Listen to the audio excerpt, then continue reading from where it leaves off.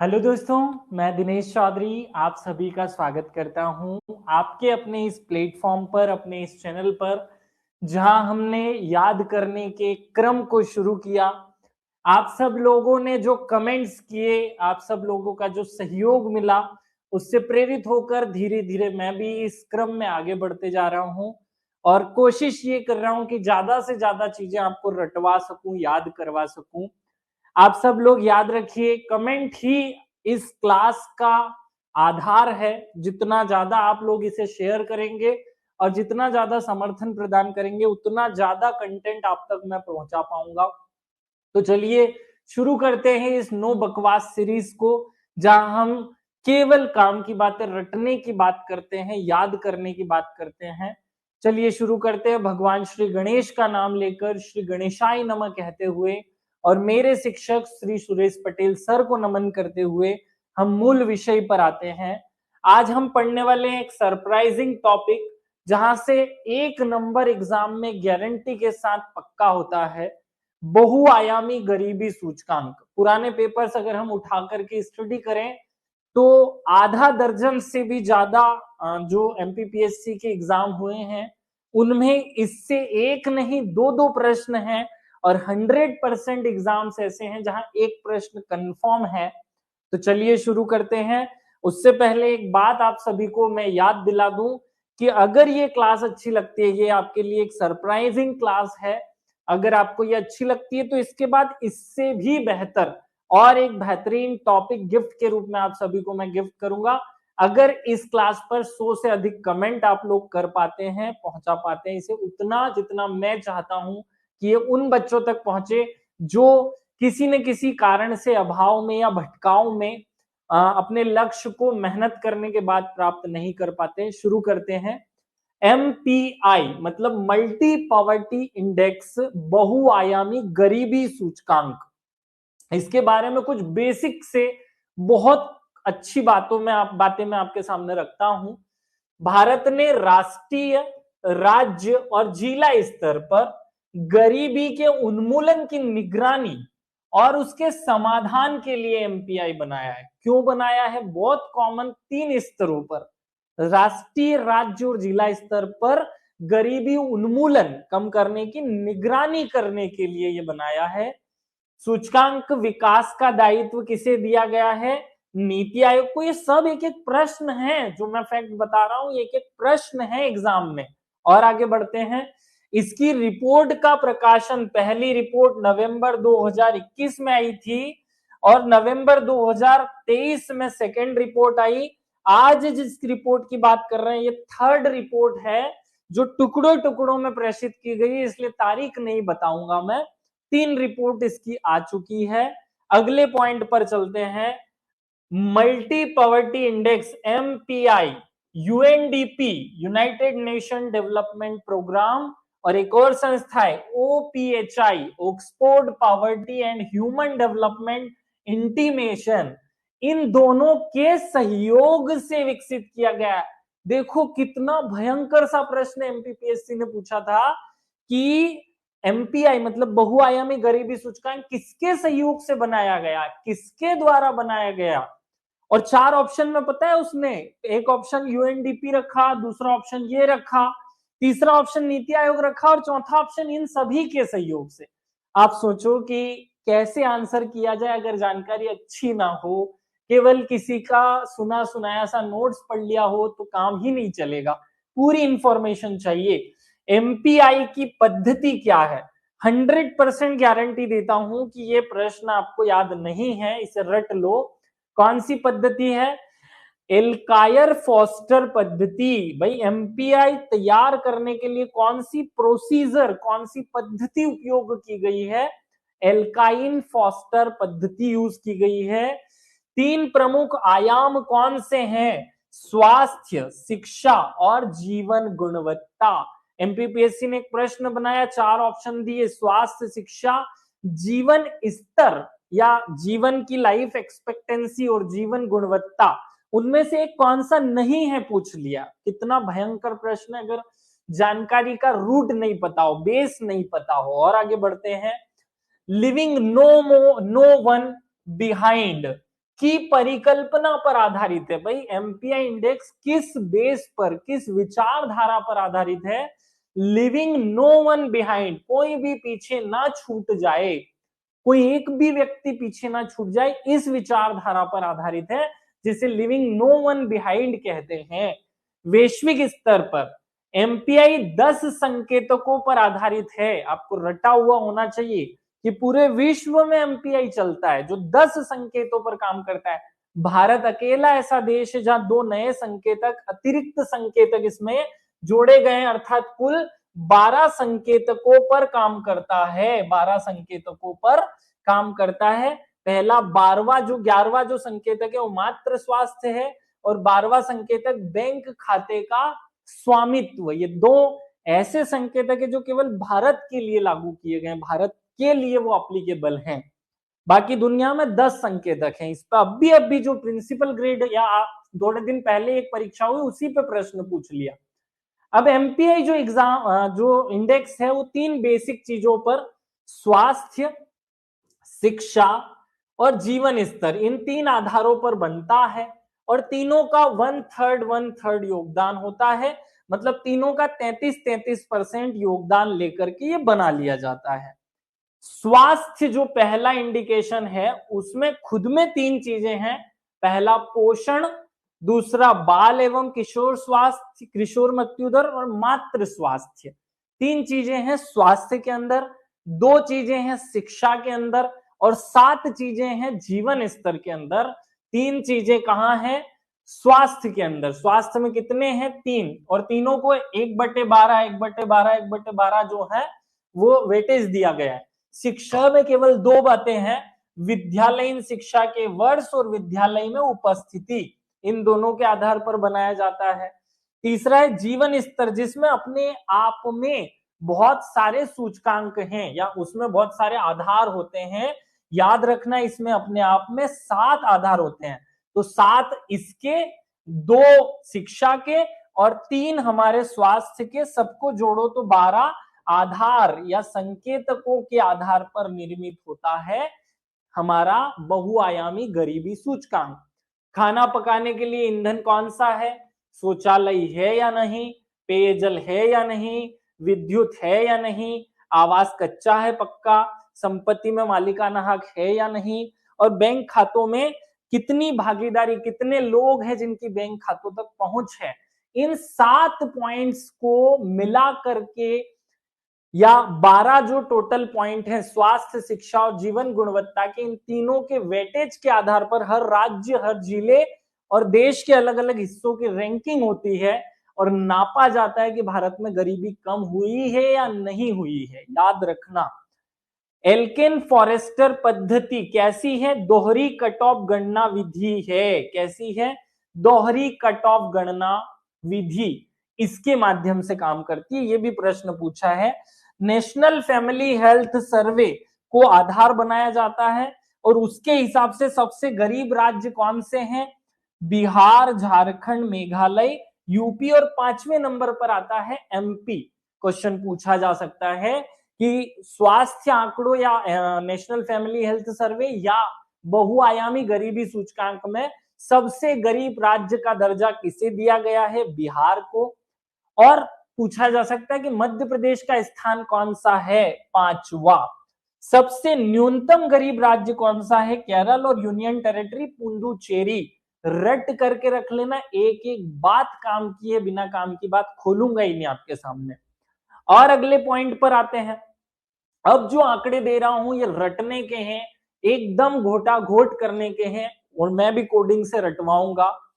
MPI report 2023 में आई, उसके हिसाब से नेशनल फैमिली हेल्थ सर्वे दोनों को लिया गया 4 और 5, और उनके आधार पर आज की स्थिति की तुलना की गई। तो देखो क्या रिजल्ट मिलते हैं। 2015-16 में गरीब जनसंख्या का प्रतिशत था मध्य प्रदेश में 36। कितना था? 36। 2019 से 21 नेशनल फैमिली हेल्थ सर्वे 5 में वो घटकर हो जाता है 20। मतलब इन दोनों के बीच में यहां 16% गरीबी कम हो गई 5 सालों में। आज हम बात कर रहे हैं वर्तमान की। वर्तमान मतलब 2024 बोलेंगे इसे, क्योंकि ये 24 के आंकड़ों को लिया गया है। 14.96% गरीबी बची है, मतलब पूरे भारत में गरीबी का सूचकांक या गरीबी कितनी बची है, सॉरी मध्य प्रदेश में गरीबी बची अब 14.96%। रट करके रख लो, मध्य प्रदेश में कितने गरीब? 14 गरीब। कितने गरीब? 14 गरीब। ऐसे कैसे याद रखोगे? देखो, ये है मध्य प्रदेश, इसमें गरीबों की संख्या है 14। आप 14% याद कर लो या 15 कर लो, 15 में से 4 पॉइंट घटा लेना, 14 में 9 पॉइंट जोड़ लेना, आप एक कोई भी ले लो। तो कितने गरीब मध्य प्रदेश में है ना? तो मध्य प्रदेश में 14 गरीब। ऐसे बोल करके अपने आप को याद करा लो ये बात। एक और बात रटो, मध्य प्रदेश देश में गरीबी कम करने वाले राज्यों में बिहार के बाद द्वितीय स्थान रखता है। सबसे काम की बात यह है, ये एमपीपीएससी पूछ चुका है कि बिहार के बाद सबसे ज्यादा गरीबी को कम करने वाला राज्य कौन सा है? बिहार। सबसे ज्यादा कम करने में बिहार पहले नंबर, दूसरे नंबर पे है मध्य प्रदेश। रट लो इस बात को। अब देखो, एक और बात पढ़ा रहा हूं, हेड काउंट अनुपात के आधार पर ये परसेंट निकाले थे। एमपीआई स्कोर भी अगर वो पूछ ले तो 2015 में था 1.7, पर 2020 में हो गया 0.90 और 2024 में हो गया 0.066%। ये याद रखना। और आगे बढ़ता हूं, मजा आएगा। शहरी और ग्रामीण क्षेत्र में गरीबी। ग्रामीण क्षेत्र में 2015-16 में गरीबी थी 45%, जो 19-20 में कम हो गई 25 आ गई। मतलब ग्रामीण क्षेत्र में वर्तमान में गरीबी 25% से कम है। शहरी क्षेत्र में गरीबी 15-16 में थी 13%, जो घटकर हो गई 7%। मतलब यहाँ 6% की कमी आई और यहाँ 20% की कमी आई। बहुत अच्छे से रटो इन बातों को, एक एक बात रटनी पड़ेगी।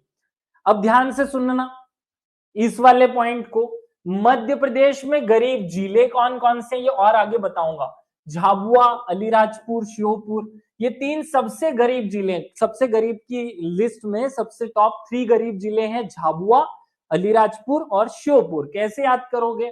झाबुआ का जे, अलीराजपुर का ए और श्योपुर का एस, है ना? तो एक गायक है जस मानक, है ना? तो जस से याद कर लो। जो गरीब है उसको जस का तस है। कैसा है? जस का तस। कैसा बना हुआ है गरीब? जस का तस। तो जस को JAS, मतलब झाबुआ सबसे गरीब, अलीराजपुर दूसरे नंबर पर और श्योपुर तीसरे नंबर पर। सबसे कम गरीब तो इंदौर भोपाल, रटने की जरूरत नहीं है। और चीजें बताता हूं, मजा आएगा आपको और आगे। देखो अगले पॉइंट पर चलो, तो यहां आपको दिख रहा होगा एक आंकड़ा, मानव विकास की औसत आयु मध्य प्रदेश में कितनी रही। औसत आयु, आयु मतलब औसत जीवन जीता कितना है एक इंसान, जिसे जीवन प्रत्याशा कहते हैं। 2011-12 में हम 64 साल जीते थे मध्य प्रदेश के लोग। 2016 से 20 में हम 67 साल पहुंच गए, 64 थे फिर 67 पहुंच गए। 2016 से 20 या अभी वर्तमान की, सॉरी भारत की अगर बात की जाए तो भारत जो है वो 70 वर्ष पे था, मध्य प्रदेश 67 वर्ष पे था। ये last national family health survey का आंकड़ा। कुल साक्षरता 2011 में 69% थी, ये 2011 की जनगणना का आंकड़ा है। 2023-24 में हमारी साक्षरता मध्य प्रदेश की हो गई 75%, 75.2 एक्यूरेट है, याद कर सकते हैं, एग्जाम में लिख सकते हैं। और भारत में साक्षरता हो गई 80%। तो भारत में साक्षरता भी मध्य प्रदेश से ज्यादा और जीवन प्रत्याशा भी 5%, मतलब वहां भी 70 है, हम 67 है, साक्षरता भी हमसे ज्यादा है। ये रट लो। और कुछ अच्छी बातें आपको मैं यहां से रटवाता हूं, जो शायद इस एग्जाम में पास होने की चाबी घोषित होगी। लेकिन फिर याद करा दूं, अगर मजा आए आपको इस वीडियो को, इस डाटा को पढ़ लेने के बाद लगे कि हाँ मैं सही पढ़ रहा हूं, मेरी तैयारी सही दिशा में है, तो कमेंट करके मुझे मैसेज करना या कमेंट करके मुझ तक वो भाव, वो संदेश पहुंचाना, ताकि अगला जो गिफ्ट है मैं आप तक पहुंचा सकूं। एक और सरप्राइज मेरे पास आपके लिए है, जो तब मिलेगा जब आप 100 कमेंट पूरा कर देंगे या कमेंट का आंकड़ा 100 को पार कर जाएगा। नेक्स्ट पॉइंट पर चलते हैं। जीवन प्रत्याशा, मध्य प्रदेश में जीवन प्रत्याशा 2018 में कितनी थी? या 18, 19, 20 तक की है। 20 तक के आंकड़ों में 67 वर्ष थी। 2029 तक हमने कितना करने का लक्ष्य रखा है? 70 करने का लक्ष्य रखा है। और 2047 जब हम मनाएंगे मध्य प्रदेश और भारत का विकसित भारत का जो संकल्प है उसको मनाएंगे, या हमारा जो 100 वर्ष का स्वर्ण जयंती साल मनाएंगे, तब 84 साल जापान के बराबर करने का लक्ष्य रखा है। ये प्रश्न पूछता है, एग्जाम में पूछेगा यहां से एक प्रश्न। जो कुपोषण है उसके 3 प्रकार होते हैं, वेस्टिंग, स्टंटिंग और अंडरवेट। तीनों लिख रहा हूं। वेस्टिंग मतलब दुबलापन। दुबलापन में हमारी आज की स्थिति, मतलब आखिरी सर्वे की स्थिति कहती है कि हमारे मध्य प्रदेश में दुबलापन है 19%। 2029 तक हम इसे कम करके लाएंगे 10%, और 2047 तक हम इसे करेंगे 5%। ये लक्ष्य है हमारे। स्टंटिंग मतलब ठिंगनापन, बोनापन, वो वर्तमान में है 36%। 2029 तक हम करेंगे 25%, और 2047 तक लाएंगे 5% तक। फिर कम वजन के बच्चों की संख्या है 33%।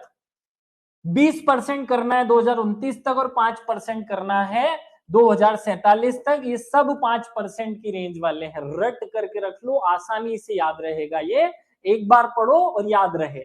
जीवन प्रत्याशा कितनी है? तो सिंपल बोलो, वर्तमान में 6-7 साल जीता है इंसान।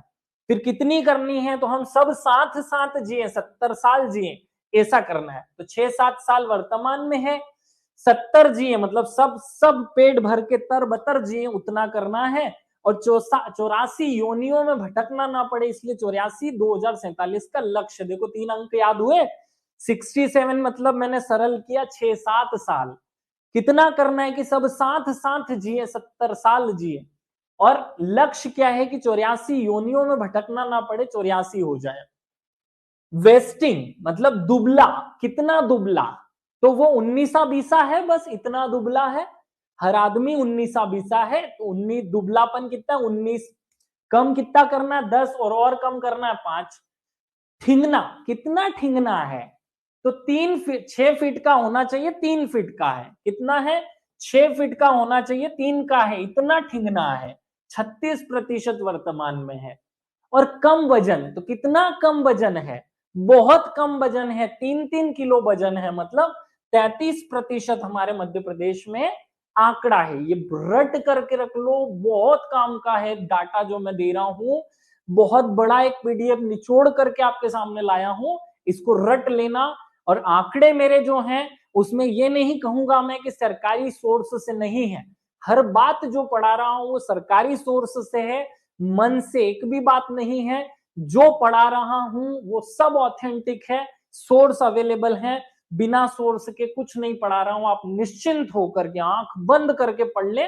कहीं कहीं बोलने में मिस्टेक कर जाता हूं, जीबान फिसली हो तो, लेकिन बाकी 100% शुद्धता है। 99.99 भी नहीं, 100% शुद्धता है विद सोर्स। आगे बढ़ो। एनीमिक गर्भवती महिलाएं जो 15 से 49 की होती है, एनीमिया मतलब खून की कमी, रक्त अल्पता एनीमिया वाली जो बात है वो। देखो 54% एनीमिक है महिलाएं अभी वर्तमान में। कितनी करनी है? 30% 2029 तक, और 47 तक 5%। एनीमिक बच्चे वर्तमान में है 73%, 73 बहुत बड़ा अमाउंट है भैया। 73% है एनीमिक। सबसे भारत में प्रथम स्थान मध्य प्रदेश रखता है इस क्षेत्र में। 50 करनी है 2029 तक, और 5 करनी है 2047 तक। रट लो इस बात को। और अगले पॉइंट पर आते हैं। नवजात शिशु की मृत्यु दर, न्यूनेटाल मोर्टालिटी रेट, NMR, वर्तमान में है हम दोनों मर जाए मतलब 2-9-29 है। कम करके करनी है 2029 तक 12, और फिर करनी है 10 से कम। 10 से कम कितना भी चलेगा, रट करके रखो इसको। बच्चों का टीकाकरण वर्तमान में है 77%, क्योंकि हमने इंद्रधनुष योजना में 7-7 टीके लगाए, इसलिए 77% हो गया। मध्य प्रदेश का 100% करना है 2029 तक। शिशु मृत्यु दर वर्तमान में है 43 2020 के हिसाब से, कम करके हमें 29 तक करना है 25, और सबसे कम 5 से कम ले जाना है 2047 तक। मातृ मृत्यु दर MMR 173 था 2020 में, 70 से कम करना है हमें 2029 में, और 20 से कम करना है 2047 में। संस्थागत प्रसव 90% बच्चों का जन्म अस्पताल में होता है, इसे 100 करना है 2029 तक। ये जो मैं बातें पढ़ा रहा हूं बहुत कॉमन नहीं है, एक एक बात काम की है और एक एक बात पर कमेंट होना चाहिए, रट करके रखना है, इनको अपने कंठस्थ करके रखना है। और अगली बात पे आता हूं, अब और मजा आने वाला है। एग्जामिनर कहां से प्रश्न पूछेगा वहां चल करके पढ़ाते हैं। शिक्षा, शिक्षा में एक टर्म होती है GER, gross enrolment ratio, Hindi में सकल नामांकन दर। प्राथमिक स्तर, माध्यमिक स्तर और उच्च माध्यमिक स्तर, मतलब 5वीं क्लास, 6 से 8वीं क्लास और 9वीं से 12वीं क्लास तक का जो स्तर है, उसमें वर्तमान 2024 में नामांकन दर है 80, जिसे 90 करना है और 47 तक 100 करना है। माध्यमिक में है 67, इसे 80 करना है और फिर 100 करना है। अभी है 43%, 70 करना है और 100 करना है। देखो ये क्रम से 90, 80, 100 करने का लक्ष्य है कितना? 80, 70, 50 ऐसे भी रख सकते हैं। 80, 67, 43 याद रख लोगे। तकनीकी शिक्षा में हमारा नामांकन दर है 28.9, मतलब केवल 28% बच्चे तकनीकी शिक्षा प्राप्त करते हैं। 2047 तक 50% बच्चों को टेक्निकल एजुकेशन देना है, गारंटी, ये प्रयास किया जा रहा है। और आंकड़े दे देता हूं, फिर घबराना नहीं जाना। नल जल कनेक्शन वर्तमान में कितना है? 66% लोगों को नल से जल मिलता है। 2029 में 80 करना है और 47 में 100 करना है। पक्के मकान में कितने लोग रहते हैं? केवल 4-5 लोग, 45% लोग रहते हैं। इसे 80 करना है और फिर 100 करना है। ऊर्जा में नवीकरणीय ऊर्जा कितने लोग अपनाते हैं? मतलब गैस की टंकी वाली जो है मामला, वो नहीं बोल रहा हूं। हम जो ईंधन उपयोग करते हैं, LPG, CNG, पेट्रोल, डीजल, उसकी बजाय पवन ऊर्जा, सौर ऊर्जा, आज की तारीख में केवल 23% लोग मध्य प्रदेश में, 2024 का आंकड़ा है, 24 में 2023%, 24 में 23% लोग नवीकरणीय ऊर्जा जो है, भारत मध्य प्रदेश की टोटल ऊर्जा का 23% ऊर्जा नवीकरणीय थी, जिसे 2029 तक हमें 50% और फिर 2047 तक हमें 75% करना है लक्ष्य। हम सुआधारित स्वच्छता सुविधा, मतलब शौचालय कितने लोग यूज करते हैं? 65%, 80 करना है और 100 करना है। बड़ा आसान है, रटा जाएगा। और आगे बढ़ता हूं, अब यहां से रट लो और रट लो जो दे रहा हूं। मध्य प्रदेश में गरीब जिलों का परसेंट, MP में सबसे गरीब जिला है झाबुआ, उसके बाद अलीराजपुर और उसके बाद श्योपुर। कोडिंग करवा दी मैंने आप लोगों को, JAS, कि जो गरीब हैं वो जस के तस हैं। कैसे हैं? जो गरीब हैं वो जस के तस हैं, तो JAS मतलब झाबुआ, अलीराजपुर और श्योपुर, रट लो। सबसे कम गरीब जिले कोट करने की जरूरत ही नहीं है, इंदौर और भोपाल, इंडस्ट्री एरिया है इसलिए। गरीबी कम करने, इस पे से प्रश्न पूछ लिया इस भैया ने, गरीबी कम करने वाले कौन से जिले में प्रथम स्थान किसका? सबसे ज्यादा गरीबी कम की अलीराजपुर ने। किसने की? अली ने। अली कैसा है? बड़ा है, बड़ा है, और बाला से इसने टिक कर लिया है। क्या कर लिया है? टिक करा लिए हैं अपनी कॉपी में।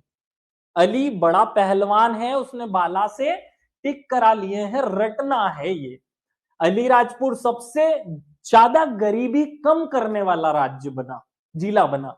बड़वानी उसके बाद दूसरे नंबर पर गरीबी कम करने वाला जिला, खंडवा तीसरा, बालाघाट चौथा और टीकमगढ़ पांचवा। लो 5 याद करवा रहे हैं, 5 जिले रटना है। स्कोर कोड क्या है? अली इतना बड़ा है, खड़ा है बड़ा वाला मतलब अली जो है वो बड़ा खड़ा बाला है ना, ये रट लो, अली बड़ा खड़ा बाला से उसने अपनी कॉपी पे काले डब्बे भरवा लिए, टिक करवा लिया। रट लो इस बात को, अली बड़ा है खड़ा है, उसने बाला से क्या करा लिए हैं, टिक करवा लिए हैं अपनी कॉपी में। ये रट करके रखना है। आखिरी 5 बातें बता करके इस क्लास को खत्म करूंगा, उससे पहले बता दूं कि एक सरप्राइज है मेरे पास जो आपको तब मिलेगा जब 100 कमेंट्स हम पार कर चुके होंगे। केवल आपको ये नहीं बोल रहा हूं कि खूब तारीफ के लड्डू फोड़ो, जो फील होता है, अगर इस क्लास से फायदा हो रहा है तो मुझे बस संदेश पहुंच जाए कि हाँ, मैं जो मेहनत करके आपके लिए ये जुगाड़ करके लाया ये आप तक प्रॉफिटेबल है, बस इतना बताना है। स्कूल शिक्षा से वंचित लोगों के अनुपात में कमी, कितनी कमी आई और उसमें मध्य प्रदेश का स्थान कौन सा है। मध्य प्रदेश स्कूल शिक्षा के अनुपात में कमी लाने की रैंक में भारत में 4था स्थान रखता है। तो 4 किताबें पढ़नी है बच्चों को, 4 बुक पढ़वानी है, इसलिए 4 स्थान पर ले आए हम कमी करके, ये रट के रख लो। स्वच्छता से वंचित लोगों के अनुपात में कमी करने में मध्य प्रदेश का 5वां स्थान है, 5वां स्थान है ना। तो 5वां, देखो क्या बोलना है, स्वच्छता, ऐसे बोलो स्वच्छता, और 5वां, ये दोनों में एक जैसा टोन है, ये च के कारण स्वच्छता, 5वां स्थान स्वच्छता में। बिजली से वंचित लोगों तक बिजली पहुंचाने अर्थात बिजली से वंचित लोगों के अनुपात में कमी के मामले में मध्य प्रदेश का आंसर नंबर है 6। तो देखो 4, 5, 6 कितना आसान हो गया। 4 है शिक्षा पहुंचने वाले लोगों की मात्रा को कम करने, जिनको नहीं पहुंच रही थी उनको भी पहुंचाई, उस रैंक में 4th है। स्वच्छता तक पहुंचाने में लोगों को 5वें पे और बिजली पहुंचाने में 6ठे पे। आवास से वंचित लोगों तक आवास पहुंचाने में एमपी का जो रैंक है वो 3rd है। देखो आवास 3 शब्द का है और इसमें वैसे भी ये 3 आगे लगा हुआ है, तो 3rd रैंक है हमारा। मात्र स्वास्थ्य से वंचित माताओं तक स्वास्थ्य सेवा पहुंचाने में मध्य प्रदेश का 4था स्थान है। तो हमारी माता जो है वो 3 देवता, जो त्रिदेव है ना हिंदू धर्म के, ब्रह्मा विष्णु महेश, उससे कम थोड़ी है, 4थे स्थान पर है, याद रख लो। पोषण स्तर से वंचित लोगों तक पोषण पहुंचाने में मध्य प्रदेश प्रथम स्थान पर है। ये सबसे आईएमपी और सबसे लास्ट फैक्ट है इस क्लास का। मुझे यकीन है कि यहां से एक प्रश्न एग्जाम में जरूर आएगा और मेरे बच्चों का गलत नहीं होगा। अब ये यकीन हो गया खुद को कि आप सही पढ़ाई कर रहे हो, सही दिशा में पढ़ रहे हो, तो चलो अगली क्लास में मिलते हैं। लेकिन डिपेंड करेगी अगली क्लास होगी कि नहीं वो आपके कमेंट और आपके शेयरिंग पर।